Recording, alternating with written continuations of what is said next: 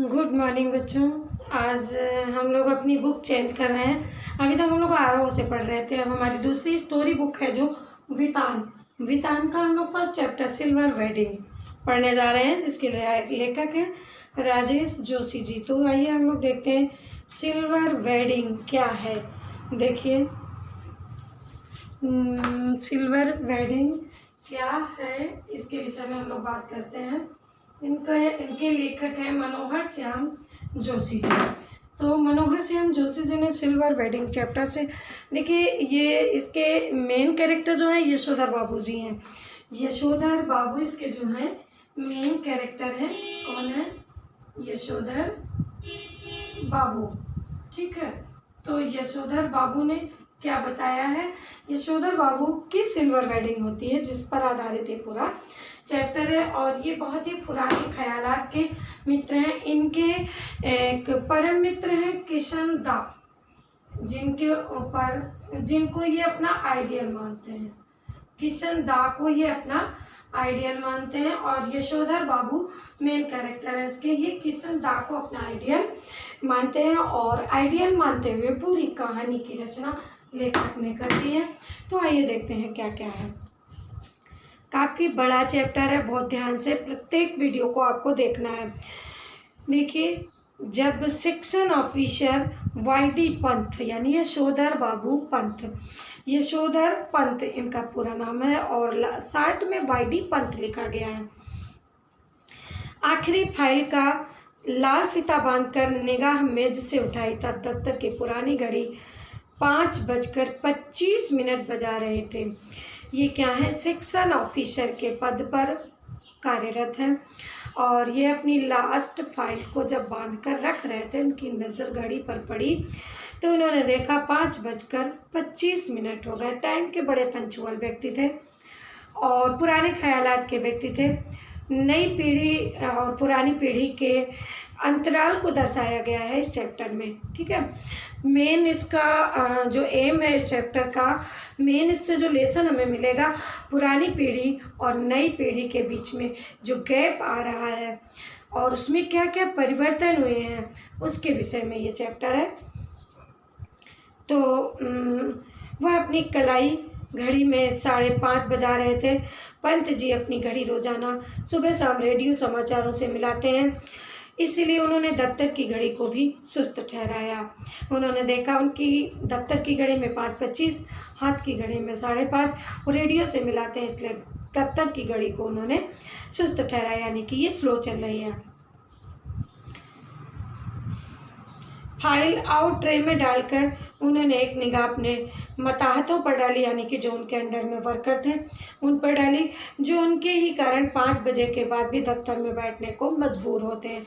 उन लोगों पर नज़र डाली जो उनके ही कारण, जो वो उठेंगे, साहब उठेंगे तभी ना उठ के जाएंगे, जितने भी कर्मचारी हैं तो उन पर डाली, जिनकी वजह से बेचारे 5:30 बजे तक उन्हें भी रुकना पड़ता है, दफ्तर में बैठने को मजबूर रहते हैं। चलते चलते जूनियरों से कोई मनोरंजक बात कर दिन भर के सुस्त व्यवहार का निराकरण कर जाने की कृष्णानंद यानी किशन दा पांडे से मिली परंपरा का पालन करते हुए उन्होंने कहा, आप लोगों की देखा देखी सेक्शन की घड़ी भी सुस्त हो गई। किशन दा जिन्हें वो आइडियल मानते हैं, उनसे पाई हुई प्रेरणा के द्वारा उन्होंने एक बात कही कि आप लोगों की देखी देखा ये दफ्तर की जो घड़ी है ना, ये भी सुस्त हो गई। सीधे असिस्टेंट ग्रेड पे आए नए छोकरे चड्ढा ने एक नया छोकरा है जिसका टाइटल है चड्ढा, जिसकी चौड़ी मोहरी वाली पतलून, ऊंची एड़ी वाले जूते पंत जी को समहाउ इम्प्रॉपर मालूम होते। नई जनरेशन का बच्चा है, वो पंत जी को अच्छा नहीं लगता है बिल्कुल। थोड़ी बदतमीजी सीखी, एज यूजुअल बोला, बड़े भाऊ आपकी अपनी चूनेदानी का क्या हाल है, वक्त सही देती है? उसने व्यंग कसा, आपकी चूनेदानी मतलब रिस्ट वॉच, तो रिस्ट वॉच का क्या हाल है? रिस्ट वॉच में क्या बजा रहा है, यानी चूहेदानी उसको कहा। पंत जी ने चड्ढा की घृष्टता को अनदेखा किया और कहा, मिनट टू मिनट करेक्ट चलती है मेरी। चड्ढा की मजाक को उन्होंने अनदेखा किया और उन्होंने जवाब दिया कि मेरी जो चूहेदानी वो मिनट टू मिनट करेक्ट चलती है। चड्ढा ने कुछ और घृष्ट होकर पंत जी की कलाई थाम लिया। इस तरह की घृष्टता का प्रकट विरोध करना यशोधर बाबू ने छोड़ दिया था। मन ही मन वह उस जमाने की याद जरूर करते हैं जब दफ्तर में वह किशन दा को भाई नहीं साहब कहते और समझते थे। कहते हैं कि जब हमसे ऊपर किसंदा रहा करते थे तो हम उनको साहब नहीं अपना भाई मानते थे, लेकिन आज के बच्चे ऐसा नहीं सोचते हैं। चड्ढा जी के व्यवहार को देखते हुए कहते हैं, घड़ी की ओर देखकर वह बोला, बाबा आदम जमाने की है बड़े बाबू, यह तो अब तो डिजिटल ले लो, एक जापानी सस्ती मिल जाती है। यह घड़ी मुझे शादी में मिली थी, हम पुरानी चाल के, हमारी घड़ी पुरानी चाल की। अरे यही बहुत है कि अब तक राइट टाइम चल रही है। क्यों, कैसी रही? अच्छा, चड्ढा साहब ने कहा, दूसरी घड़ी ले लीजिए। नहीं, इतनी पुरानी घड़ी आप बांधते हैं? उन्होंने कहा, ये मेरी शादी की घड़ी है, इतने साल पुरानी है और ये अच्छा समय बता रही, सही समय बता रही, बस इससे बड़ी बात और मेरे लिए क्या है, इतनी पुरानी होकर भी। इस तरह का नहले पर दहला जवाब देते हुए एक हाथ आगे बढ़ा देने की परंपरा थी। रेमजे स्कूल अड़मोड़ा में, जहाँ से कभी यशोधर बाबू ने मैट्रिक की परीक्षा पास की थी, इस तरह के आगे बढ़े हुए हाथ पर सुनने वाला बतौर दाद अपना हाथ मारा करता था और वक्ता श्रोता दोनों ठठाकर हाथ मिलाया करते थे। ऐसी परंपरा किसंदा के क्वार्टर में भी थी, जहां रोजी रोटी की तलाश में आए यशोधर पंत नामक एक मैट्रिक पास बालक को शरण मिली थी। वो नौकरी की तलाश में किसंदा के पास आए थे और किसंदा ने उन्हें शरण दी थी। गांव से शहर वो किसंदा के पास आते हैं। किसंदा कुंवारे थे, पहाड़ से आए हुए कितने ही लड़के ठीक ठिकाना होने के से पहले उनके यहाँ रह जाते थे। मैस जैसी थी, मिलकर लाओ पकाओ खाओ। यशोधर बाबू जिस समय दिल्ली आए थे, उनकी उम्र सरकारी नौकरी के लिए कम थी। कोशिश करने पर भी बाय सर्विस में वह नहीं लगाए जा सके। तब किसंदा ने उन्हें मैस का रसोइया बनाकर रख लिया था।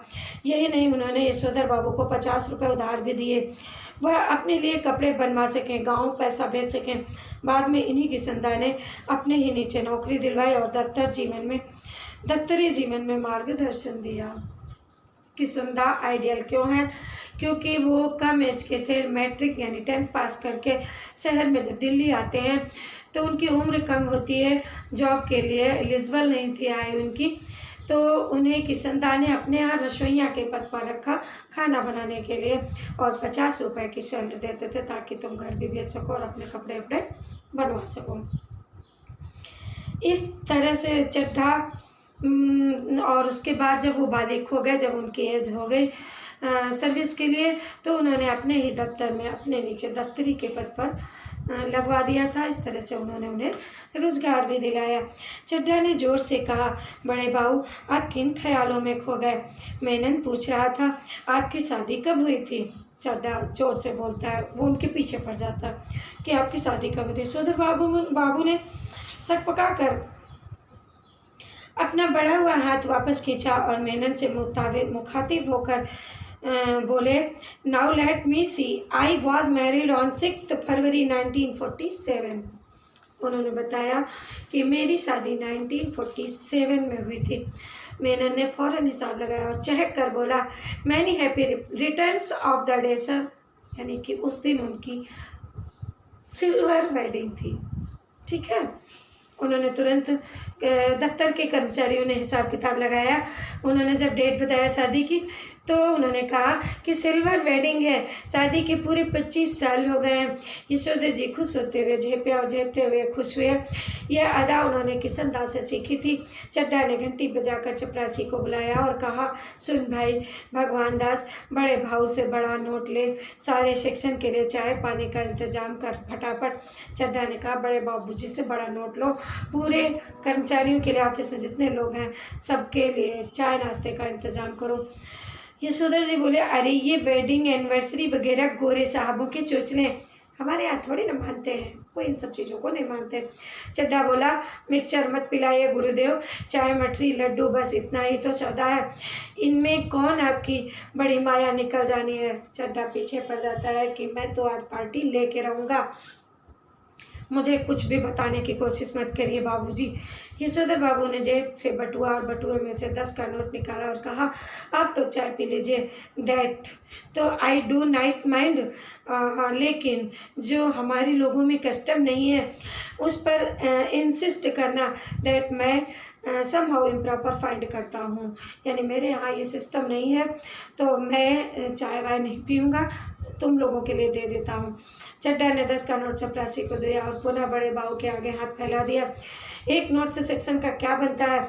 इस रुपए 30 हो तो चुग्गे भर चाय का जुगाड़ हो पाएगा। उन्होंने कहा, कम से कम 30 रुपए तो दो, तब चाय आ पाएगी। और 10 रुपए में क्या मिलेगा? सारा सेक्शन जानता है यशोधर बाबू अपने बटुए में 150 से रुपया हमेशा रखते हैं, भले ही उनका दैनिक खर्च नगण्य हो। और तो और बस टिकट का खर्च भी नहीं है। गोल मार्केट से सेक्रेटरीट तक पहले साइकिल से आते जाते थे, इधर पैदल आने जाने लगे हैं क्योंकि उनके बच्चे आधुनिक युवा हो चले हैं और उन्हें अपने पिता का साइकिल सवार होना सख्त नागवार गुजरता है। बच्चों के अनुसार साइकिल तो चपरासी चलाते हैं। बच्चे चाहते हैं कि पिताजी स्कूटर ले लें, लेकिन पिताजी को समहाउ इम्प्रॉपर निहायत बेहूदी सवारी मालूम होती है और कार जब अफोर्ड नहीं की जा सकती है तो उसकी बात सोचना ही क्यों। यशोधर बाबू के बच्चे चाहते हैं कि वो स्कूटर ले लें, पैदल ना चलें, लेकिन उनको स्कूटर भी नहीं पसंद और कार की तो बात ही छोड़ दीजिए। पुराने ख्यालात के व्यक्ति हैं।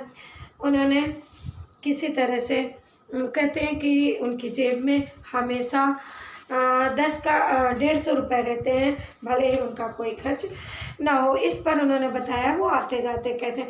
चड्डा के जोर देने पर बड़े बाबू ने 10-10 के 2 नोट और दे दिए, लेकिन सारे सेक्शन के इसरार करने पर भी वह अपनी सिल्वर वेडिंग की इस दावत के लिए रुके नहीं। पूरे सेक्शन ने कहा, लेकिन फिर भी वो रुकते नहीं है। मताहत लोगों से चलते चलाते थोड़ी हंसी मजाक कर लेना किसनदा की परंपरा में है। उनके साथ बैठकर चाय पानी गप गप पास्टक में वक्त बर्बाद करना उनकी उस परंपरा के विरुद्ध है।